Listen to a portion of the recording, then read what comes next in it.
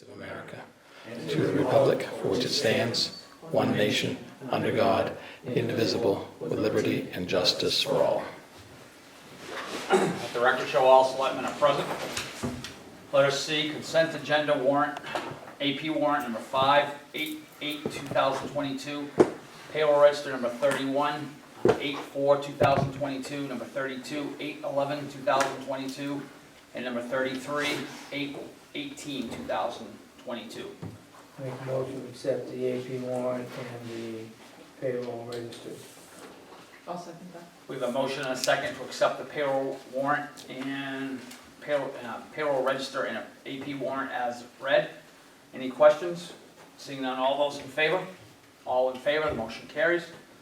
Acceptance of the meeting minutes from August 8th, 2022. Move to accept. Second. We have a motion and a second to accept the meeting minutes from August 8th, 2022. Any questions? Seeing none, all those in favor? All in favor, the motion carries. We're going to amend those now, or? Yes, thank you, Mr. Chairman. When Tammy was looking over the minutes for the audit, she caught something on the July 11th minutes. At that time, we were talking about the economic development budget, and I was talking about the amount of money that was passed at town meeting that goes toward offsetting taxes. In the minutes, I refer to that amount as $130,000. It's actually $150,000. So if you could make a motion to amend those minutes so they'd be corrected, that would help when Tammy's trying to get everything ready for the auditors. I'll make a motion that we amend the, was you say July 11th? July 11th, The yeah. July 11th amount from 130 to 150. Second. All right, we have a motion and a second to amend the July 11th meeting minutes from $130,000 to $150,000 on, could you refresh on what? July. That's the amount raised at town meeting to Amount. offset taxes. Amount raised at town meeting for offset taxes. Any questions? Yes. Mr. Gopian? Now, was that passed unanimously? The minutes? Yeah. No, I mean, that amount. So that amount of total is 150. It's broken down into each article. So as each article passed, Yeah. that totals up to 150. At town meeting it was. Oh, it's a town meeting? Yeah. Oh, okay, Right. It wasn't part of the economic development budget that you discussed. okay. That was the part that's passed at town meeting. All right, any questions? Seeing none, all those in favor? All in favor, the motion carries. Old business, Mr. Moody? None. Samantha? Done. Mrs. Wyatt? Nothing from Mr. you Gopian? None. Okay. Items of communication, Mr. Town Manager? Several things tonight. Property tax bills are out. We got a confirmation email today from the company that mails them that they're in the mail today. So people should be receiving them in the next couple of days. The fire chief has let me know that the tanker pumper truck is ready for inspection. And so they were trying to figure out the best way. Do they have somebody fly down there and inspect it? But they're gonna do a virtual inspection video conference call later this week to make sure that everything on this truck is up to specs of what they wanted. Then once that inspection's done, there's a check that'll be processed, FedEx down, and then they'll deliver the fire truck up to us. So we should see that fire truck within the next 30 days, most likely. In your, Do they have a checklist when they go, when it's complete? I believe Mr. Manor was on the team that put that together, so I believe there's a pretty Yeah, it's a thorough pretty, checklist. pretty detailed list. And, you know, you go and visit a lot of different fire trucks and you come up with your own set of specs. Right. And that's what was put in a bid, and they will just verify that through that inspection. And when it's all done, they check all the systems? Yes. Okay. All right, any other questions? Also in your packets was the letter that we request from Lakewood Theater every year that indicates how they're spending their community program money. This year they're doing some work on the porch and they're doing some work on some of the exit doors. Also in your packets were the chapters that were requested at the last meeting from a code book on expenditures. That's chapter 53 and chapter 572, expenditure of public funds. if it's okay with the board, I wanted to just take a few minutes and talk about the special town meeting coming up a week from today, actually. So in your packets and then on your desk, I just laid out a larger version of this same site map.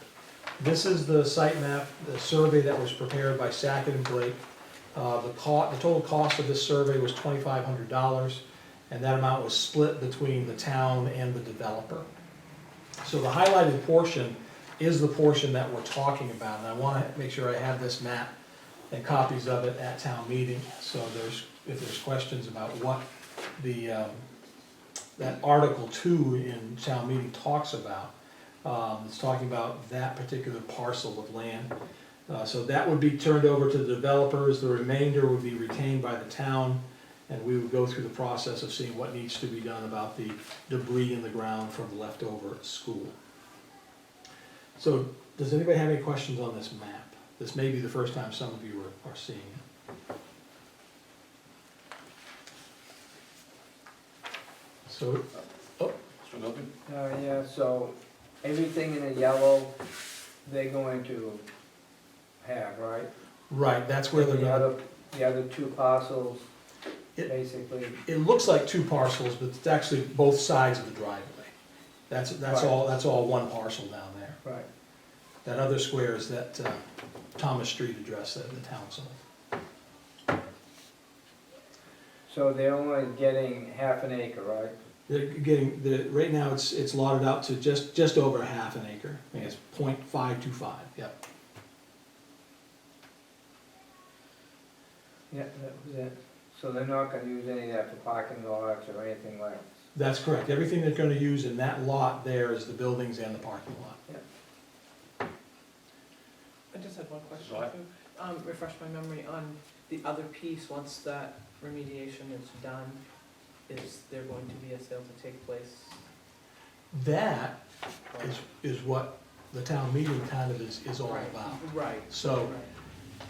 when they went to the planning board, they proposed building 5 buildings and using all of that parcel up there. But when they went to get their financing, they were only able to get the financing for 2 buildings. So that, plus the fact that we had the stuff in the ground that needs to be determined what to do with.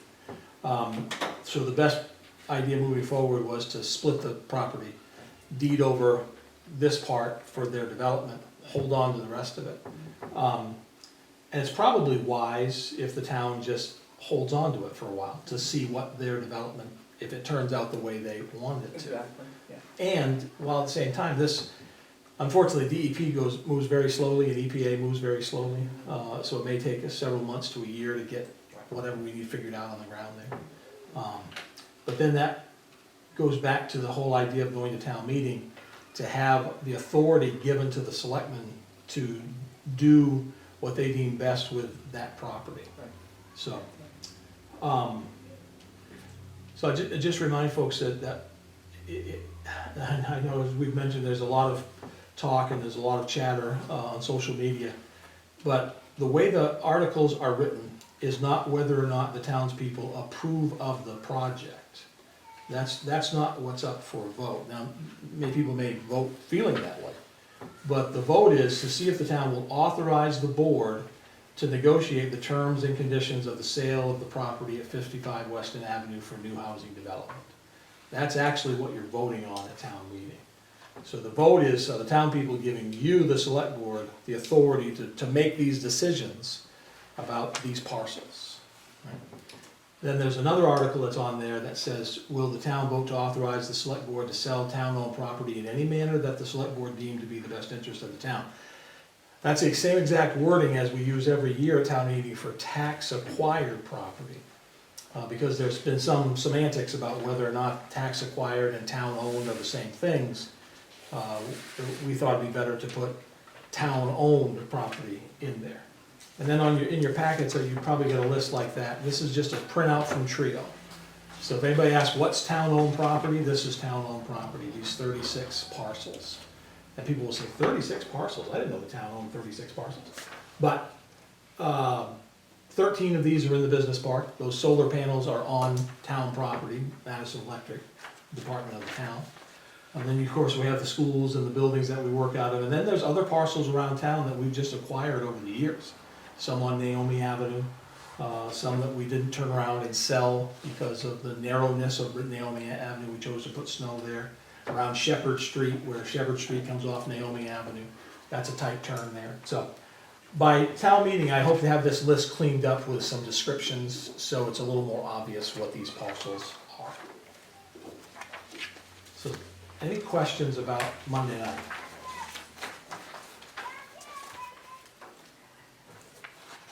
All right, just a couple other things. Let's see.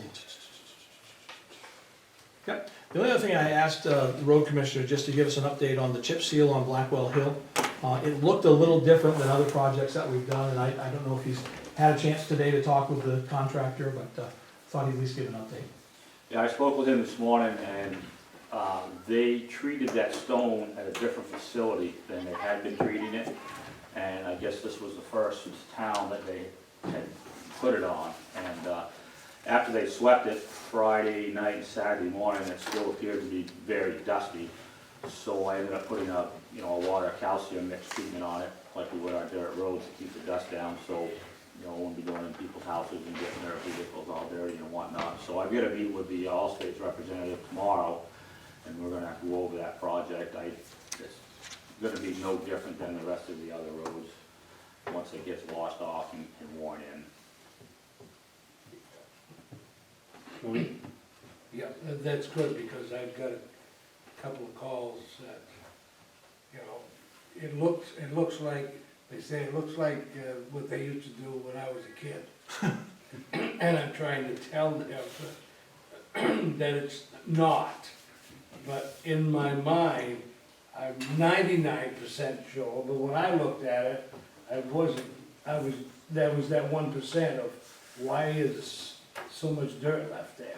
Yeah, it does look different with the calcium treatment on it, but that'll eventually wear off and wash off, and it'll look just like the other roads. But I'll meet with him in the morning and see where we are, if there's anything changes. All right, thank you. And that's all I had. That's it? Yep.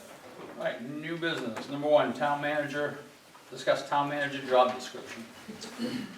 So, in your packets, I had put some forms there, and actually I put the original job description from 2014, when I was hired in the winter of 2015. And so it occurs to me that Mr. Vinziano was the only member of this board that's still here from that time that I was hired. And I thought it might be beneficial for all of us just to kind of take a look back at where we've come from and try to just start the conversation as to what this board is expecting out of a town manager job description. So when I was hired, you'd been without a town manager for about 2 or 3 months, and you were coming off the cusp of the loss of valuation from Madison paper. And so everybody's budget had to be adjusted. The school budget had to be cut, and the town budget had to be cut, and we did the best we could with all of that. So that was kind of the direction I was given right out of the gate, is don't spend any money and try to reduce our expenses as best you can. And during that whole time, we had a change in staffing at the town office, we had a change in our police force, and so during that time, I took on more duties. And I did so with the understanding that we don't need to spend a whole lot of money, so if we can do more of this stuff in-house, then let's do it. So, as an example, when the tax collector left, we had no tax collector, and so I took on the duties of being the tax collector, which, 6 years later, I enjoy. It's a lot like the car business, and so there's some certain parts of that I'm drawn to, and so I've never really minded taking on that role. But that's not a role that the town manager traditionally does in Madison. Dana never did it, Norm never did it, so that was a new addition. So Bob Dunphy, who had served for many years as the code officer, he got done in December of 2017. So heading into 2018, We basically got by with Leo Mayo covering, but Leo was never in the office unless he had to be. He basically was the guy that we could authorize to sign papers. So from the beginning of 2018 to now, the middle of '22 is 4.5 years. And that's 54 months. And I went back and checked, and we have been without a code officer 28 of the last 54 months. So half of that time period, we've been between or without Leo covering, me covering, and a lot of the role of the code enforcement officer I picked up, such as property maintenance. I've never put that on any, even Bobby Humphrey, I did the property maintenance. If somebody had a messed up yard, messed up lawn, I was the one that sent the papers, I was the one that did all that stuff. In fact, we actually changed the ordinance. I remember when Jack and Paul were on the board, we changed the ordinance to say that the code officer or their designee could do the property maintenance work, just to allow me to do more property maintenance work. Dangerous buildings, blighted materials, I took all that on, because while you had a new code officer come in, I didn't want them to be bombarded with all the blighted buildings and all the property maintenance issues, because they were just trying to get their feet wet, whether it was Susan Hathaway or Amos Mishu.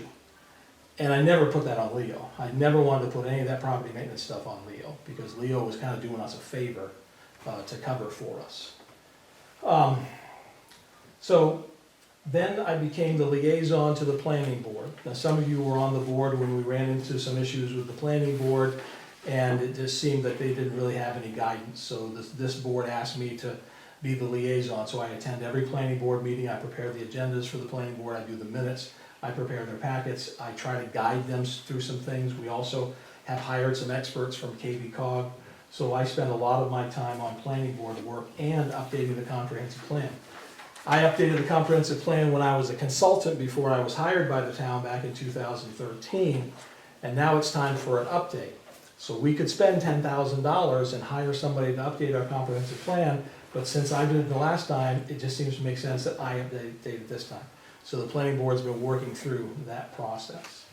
And then fielding calls and questions. The folks at the town office will tell you that I took just about every code enforcement call over the last 4 years when nobody was in the office, just so I could kind of figure out where they were going, what needed to be done, and so forth. And then because I kind of came into this job from being an economic development, community development person, things like the playground were very important to me. Things like the electronic sign. I try to keep notes and records, but usually when that sign goes down, I'm the guy in there trying to take out parts and send them back and replace parts and take pictures to make sure everything goes where it's supposed to go, make sure all the wires go together. I did this renovation here in the election room with help from Andy Heald with the electrical. I've built both ADA ramps in this building, and most recently I did a renovation at the town office for their bathroom downstairs. So those are the things that I've taken on and I've added. And I don't bring this to you as a complaint, because everything I did voluntarily. No one ever forced me to do anything. And even if they did recommend it, I agreed with the recommendation. But I bring this to you so that you can start thinking about what duties you expect of a town manager in the future. Because previous town managers haven't done all this. And future town managers may not do all this. So I think I'm just laying it to you as information. If you have any questions, I'll be glad to try to answer them. Or maybe this will be further discussions later on in the year. So I just would relay that to you. Any questions for the town manager?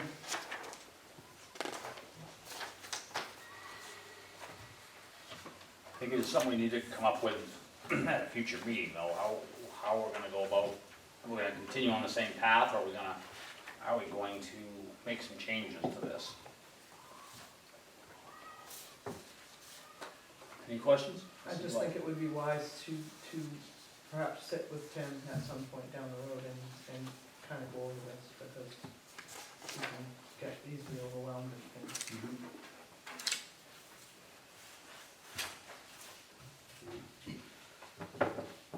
Future meeting? We can certainly put it on the agenda. Yeah.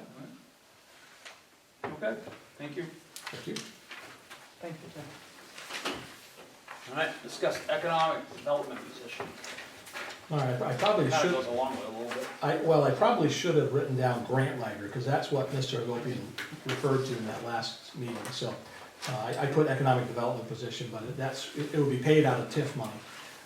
So at a previous meeting, it was brought up to look into hiring a grant writer. And so to lay the foundation, I put together this little summary that this is not all the grants we've received in the last 10 years, but it's a good summary of them. And I cut them into different chunks. We get some from local grant funders, like New Balance, Move More Kids, Maine Municipal, Maine Tourism Council. And those are fairly easy to apply for, very easy to facilitate. Doesn't take a whole lot of time and effort. Grant writing, the more complicated, the more expensive the grant, the more time it takes to get. And the higher up on the chain it goes, the more time it takes to facilitate. So as you can see, we've received $20,000 or $30,000 in local grants over the last 10 years. The one I just thought of this morning that we've received, but we haven't processed yet, is $11,000 from United Way to help with potential high heating costs next winter. So I'd mentioned that in a previous meeting. So then you move down to the middle of the state, DEP culvert work out on Jones Brook on Schuster Road, some Efficiency Maine grants, some COVID grants, age-friendly, and the big one in there is the Maine Development Foundation, which was supporting the demolition of specialty minerals down to mill site. And again, those are state grants. They're a little more complicated. It requires some of my time. It requires more of Tammy's time once you have the grant to actually make sure that you get the bills paid and turn around and get your money back. Like I should say, on local grants, they just give you the money. On the state and federal grants, you got to spend the money first and then draw down reimbursements, which is a little more tricky. And then the federal grants, FEMA, Assistance to Firefighters, HUD, CDBG, congressional earmarks, which was new this last year, and Northern Border Regional Commission. So there's several $1 million worth of grants that we've used. Primarily, those have been to go towards the work down at the mill. But we've also received a significant amount of money towards our firefighting equipment.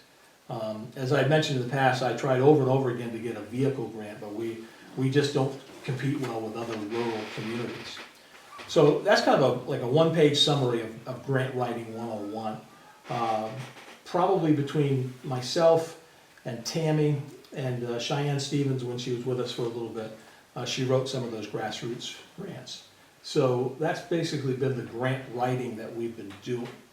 So what I'm looking for from the board for some direction is what type of grant writing would you like to see? What is it that we're missing that maybe we could benefit from? Mr. Gopian?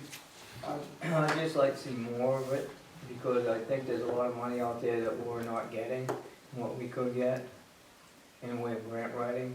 You know, it doesn't have to be a $500,000 or a $2 million grant writing, but they're still out there. I mean, they're giving away a lot of money now, and I feel that we're just missing out on a lot of it. So I'd have to agree with you. I think they are giving out a lot of money, especially with the programs that started in Washington. They work their way down to the state and to the locals. Now, the other thing that we don't have in here that like Dirigo Engineering does for us, they do the grant writing for projects for sanitary, water, and the town benefits from that because it lowers our costs to do work on in-town streets. So how does the board want me to proceed? Do you want to look for somebody, or do you want to, I think I need a little more specifics than just more of it. We need to have projects that we can support with grant funding, because you really just can't write a grant and hope to get the money and then do something with it. I know at a past meeting, Mr. Gopian had brought up the idea of somebody, a minimum salary, and then take a percentage of the grant as your salary, correct? I mean, is that person out there, do you think? I don't know. And the grants that we deal with mostly, when they come from the state and federal government, they don't allow for a whole lot of grant writer percentage. So, like for FEMA, for example, for those fire trucks and firefighting equipment, I mean, you can ask for $800,000, but the maximum you can apply for grant writer is $1,500. So and they're one of the few that actually has a category where you can put your grant writing fee in. So grant writing fees are not necessarily easy to get written into a grant. They're definitely not as easy as they used to be. Is there a way for us to know and to be updated on what's available for grants? Until we know what there is out there, we don't know how to address it. Yep, and it's like drinking from a fire hose, because the federal government downloads information just about every month that's available. So, But when it gets down to our level where we need or can address it, is there any way to know what's available, when it's available, that might be beneficial? Yeah. There's no sense applying for those grants like you mentioned before, you know, an 800,000 for fire and stuff. We're not gonna qualify for that in a town of Right. this size, but to know what grants are available and when they're available. yeah, That, because until then, I guess I would know how to, you know, come up with how to address it, so we know, you know, what it's gonna consist of. right. I think in our time, we have had a need and gone looking for a grant. Is that basically how we've done it? When projects come up, and prior to this past year, I would probably say I had a 20% success rate. For every 5 grants I wrote, we got 1 of them. But the magic part of losing $180 million in your evaluation and having an economic crisis is you automatically get to the top of the list quite quickly. And so when you have mill site redevelopment, all of a sudden, you know, you jump to the front of the line for a lot of these grants. That's how we got the Northern Borders grant, that's how we got 2 CDBG grants. That's probably how we got our congressional earmark grant. So there's $3 million right there, or $2.5 million, that just because of our economic crisis that we were in. So that kind of pushes up to us to the front of the line. In the past, we've had 3 economic development people, Yeah. from Pearly B, yourself, and Enjoy. Joy. Yeah. You know, and since then, we haven't had anybody to address any grants at a full-time position, is Right. what I'm saying. Right. Is it beneficial, or is there enough out there for us to justify having a full-time person to go after those grants when they're available? Well, part of the struggle that we've had is we would rely on outside organizations like Kennebec Valley Council of Governments. Right. And they have a full-time economic development person, but that job has been open for 2 years. And the fellow they had went to work down in Portland, and they just hired somebody. Actually, I'm meeting with her Wednesday. And so that may be an avenue to go down to see how much they can help with us, because they're the ones that funnel all that information to us. Every month, these grants are available, every month, these grants are available. And so it really comes to a point where you may need to find someone that can match up what your needs are with what's on that list. So, This is what, We need to identify what the needs are as well. right, Um, You can't apply for a grant if you don't. So right. I think we need to possibly come up with some ideas for that. I think we have been getting some of these, correct? I mean, we've identified a need at the mill, we've identified a need with the digester. So I mean, we've identified those, that's how we've gotten the Right. grants. Right, So are we looking for somebody to be between the town manager and KB cog, and that person takes all those things that are filtered down and does something with them before it gets to the town manager? I mean, would that make sense? right, right. And then there's the other side of that, is if you do end up getting a bunch of grants, they all end up funneling through the finance department. It all gets to one person that has to be in charge. And Tammy's done an excellent job. The federal ones for the Northern Borders Regional Commission, they are very difficult to please. And now Tammy, they have Tammy on speed dial, and so they like what Tammy puts together as far as the spreadsheets and the information. So that's the other thing you gotta consider. You can hire a grant writer, but that grant writer doesn't write the checks, and it doesn't facilitate all the money that's coming back and forth. So the more grants you get, the more burden on the finance office. So, If I remember right, with Pearlie Bean, he was hired because of a grant. You guys have been, I was just a young kid when that was going I was on with you. But he was hired because of the grant, correct? Yes, And he was, and that's what linked into the business and part. his salary came out of that grant. That's correct. And that lasted for 10 years? 10 years. And Yeah, quite a few years. it was quite a while. You remember Glenn, how long he was there quite a while. Yeah, Yeah. the business part, yeah, the tower. Yeah, the thing about Pearlie is he actually worked for the state first, so when he got here, he knew which door to knock on and where it was. And that's good. I guess the only thing I would add is this build back broke plan they've come up with. There's probably gonna be a lot of stuff in there. I don't know if it would be anything. There is, a lot of it flows through KB cog and other places like that, so there's a lot And I there. don't know if it's worth looking into helping people with heat pumps or heating systems or insulation, any of that. I would Yeah. think some people would qualify for that. Yeah. Whatever the rules are. Okay. So, do you have some direction? I do, I think I have an idea, and we can talk internally and see what the best steps to go forward would be. All right. And number 3, set rate for revolving loan program. So according to the rules, every year the board has to set the interest rate to start the fiscal year. We're a little behind. The current rate is set at 6%. I checked with Tammy, and the balance in the revolving loan fund to loan is about $35,000. So I don't know what's the pleasure of the board is.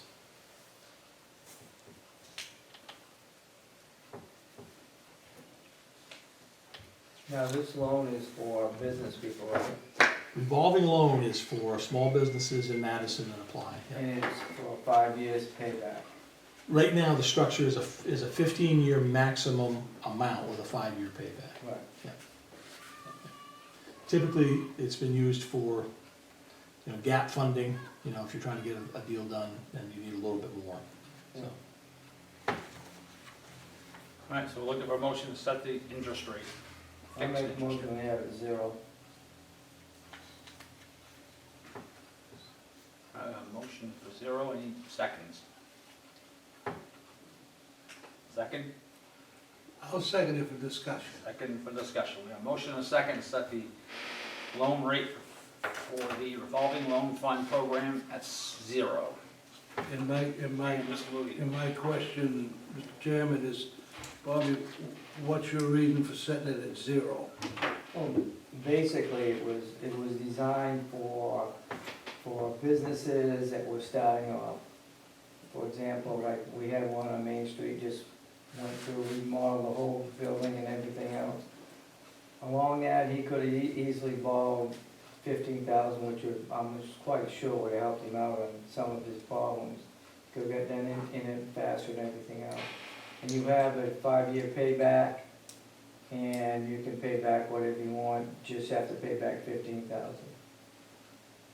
You tell them so much per month, however you want to set it up with them. Again, my second question is to the banker. What do you think about that? I don't think we should do it at 0. I think 6% or 5% is a decent rate for that. And that reason being? Well, we need to make some money on the program. Get some payback for just the processing fees for the loans and that type of thing. Yeah. And we're also not going to be the first one to get our money back on a loan. That's true. I mean, if we're loaning somebody $15,000 to start their business, we're not gonna be, No, we're not you're gonna not. be, we're not gonna be number 1 to get our money back if they don't pay us. if you collateralize, right? Right. Mint. Yeah, I think we've got to charge something. Inflation is what, 7 or 8%. So even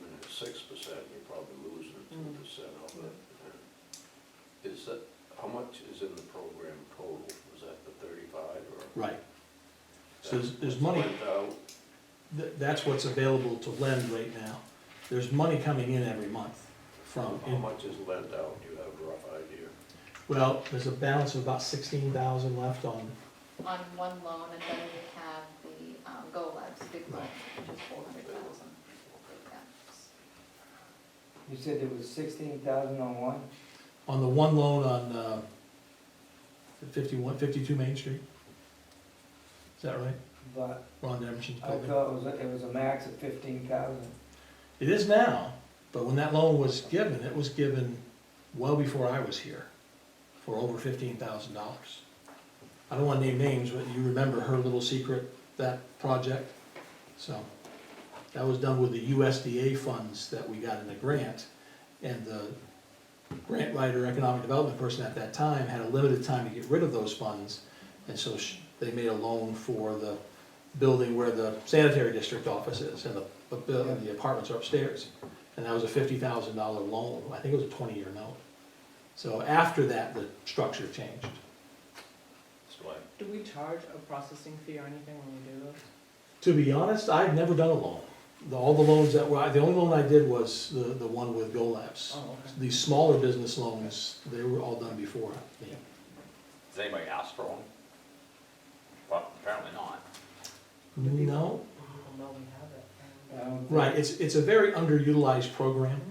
And- The only way we got into the Go Lab situation was the state granted us 300,000, we matched it with 100,000 and gave it to them in a loan, which they're currently paying back interest payments every month, and then eventually they'll pay back everything within 5 years. And what are they paying? What's their rate? Yeah, Their rate is adjustable, so it's 2% over prime, 5.25. so it's 5.25 right now, 525? yeah. Because prime is 325. Well, I was gonna say, today. today's gonna change. All right, any other questions? Seeing none, all those in favor of setting the revolving loan fund program interest rate at 0? All right, 1 of 4 opposed? All right, 3 opposed, 1 abstained, so we got enough anyways. So we have 3 opposed, 1 for, and 1 abstained. All right, so we're looking for an interest rate. I'll make a motion that we charge a 5% interest rate on this loan. I'll second that. All right, we have a motion and a second to charge a 5% interest rate on a fixed interest rate. Any other questions? Seeing none, I have one. Mr. Gopi. Is that, now this interest rate, what you're gonna do, this gonna lock it in, or is it gonna be a sliding? No, it's fixed.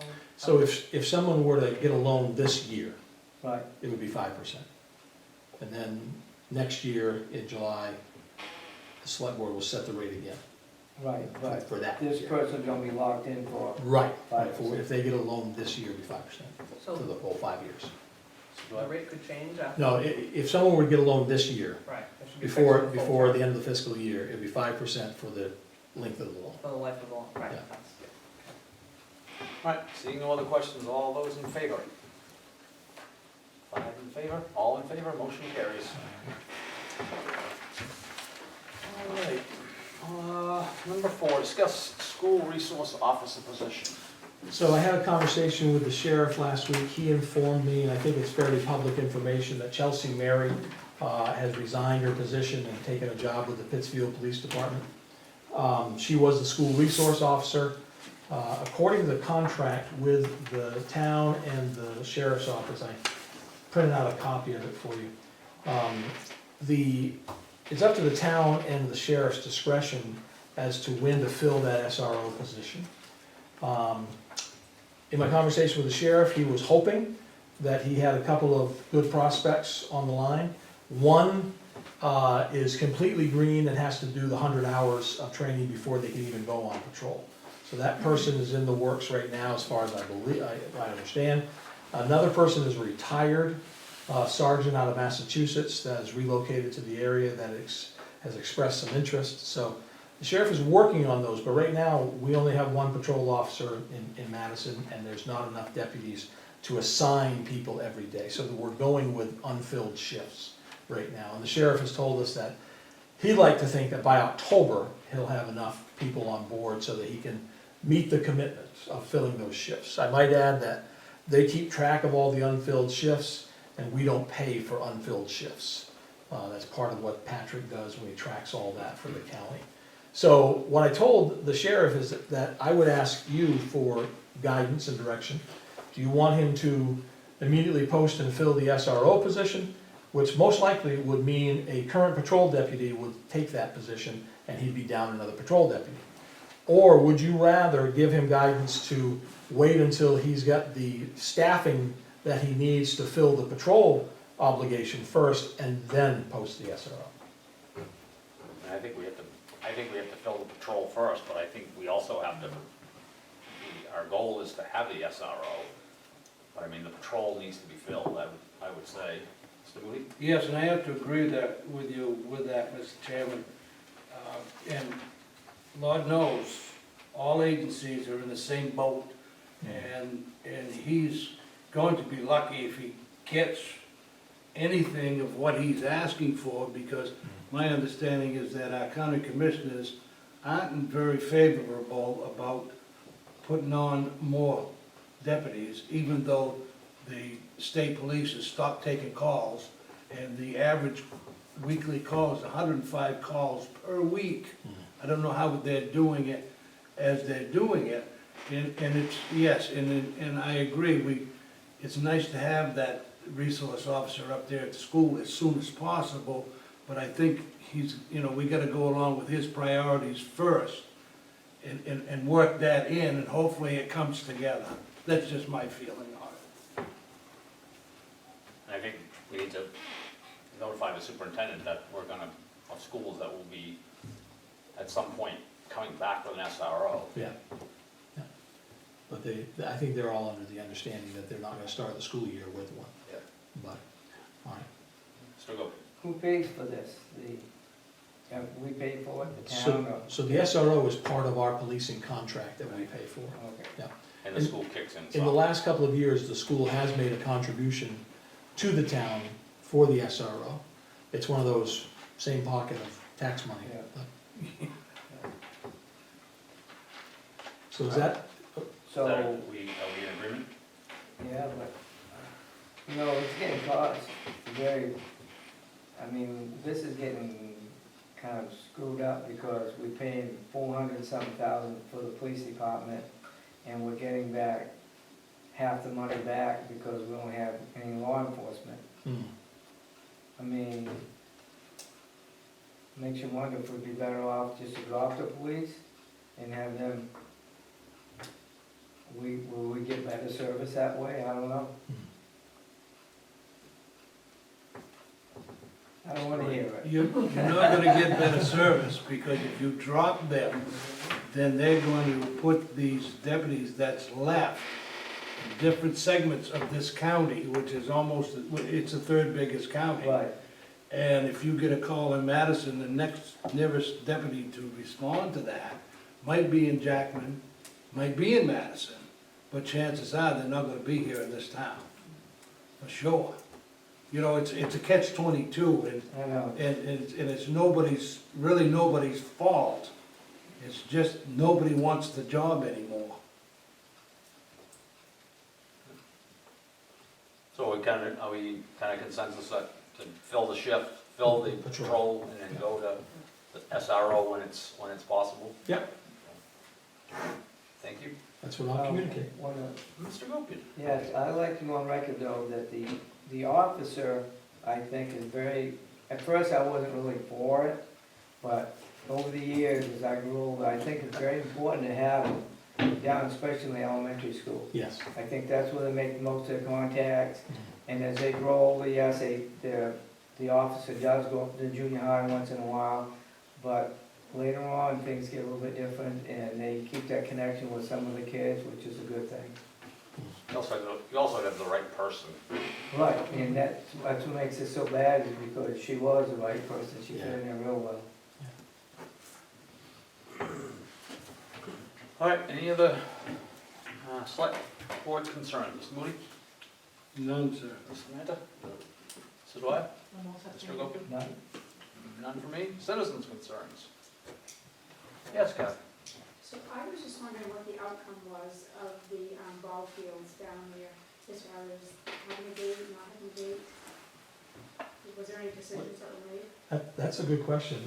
I know that Chris LeBlanc and Jeff talked about it, so I'll let Jeff try to answer. Yeah, Chris, speaking with Chris, he's not really too in favor of the gate right now, so we did block the first entrance off to funnel traffic, you know, in the one for now to see what happens down there. If this vandalism continues, the gate will go up. Chris was in favor of that, but that's where we are with the Kathy. So what kind of vandalism were you talking about? Running up in the fields, the softball practice fields, the parking lots, the roadways. I don't know, it's the same thing, that went on for years, way back when it first started. It was a mud field back then, so we have a whole bunch of that going on. So, I don't know. So will it be brought forward, I mean, will there be more discussion, I guess, if, before putting the gate up? That's all I wanna know, I guess. I would say yes. Yeah. Mr. Gopin? Did they just have another one down there over the weekend?